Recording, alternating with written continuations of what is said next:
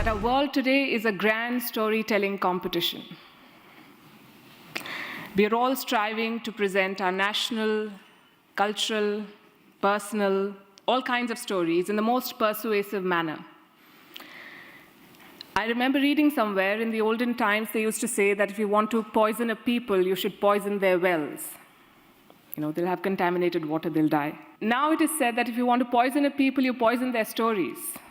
When you poison their stories, you contaminate their minds, and it's worse than dropping bombs, because then you take away the self-confidence of a country. You devastate their morale. And I think that is more damaging any day than poisoning water or poisoning wells. You make a country doubt its abilities.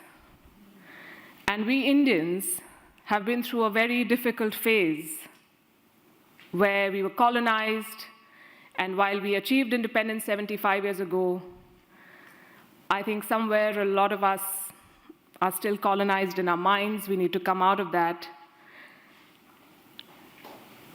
So it is important to tell stories and tell the right stories in the right manner, because stories sway people. They change the course of policies, politics, and indeed the world.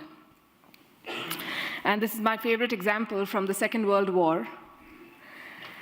America had a list of cities in Japan that they wanted to bomb with the atom bomb.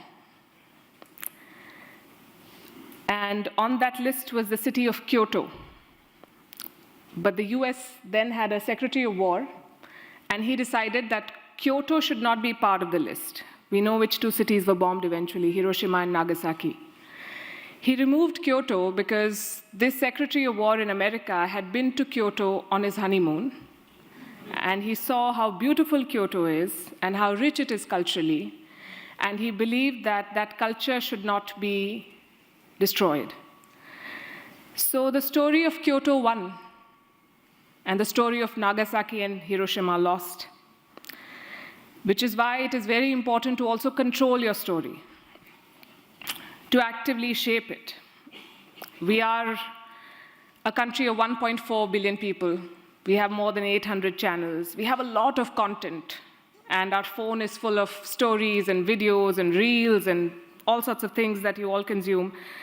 We are a very aware and politically engaged people. From the tea seller to the CEO of a company, everybody knows what's happening. They can talk to you about Biden's policies, and they can also weigh in on what's happening in Bihar and everything in between. But we seek validation from the foreign press.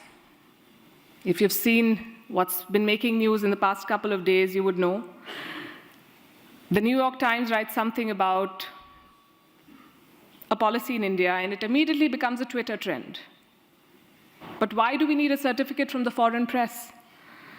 We may trash it. We may say that we don't care about what the New York Times is saying, but we do, because we discuss it. It affects us. We react to it. We consume it. The Economist says something about who we should vote for in an Indian election, and it becomes part of the political debate. And while we've achieved a lot in India in the last 75 years, we've not had a single newspaper in this country. Can you imagine an Indian newspaper publishing a headline about something in the US or the UK, and for that making it to the big political story of that country? Will American leaders debate what is written in the Indian Express? Will British leaders debate what's written in the Times of India? They're not affected by what we are saying, but we are affected by what they say about us.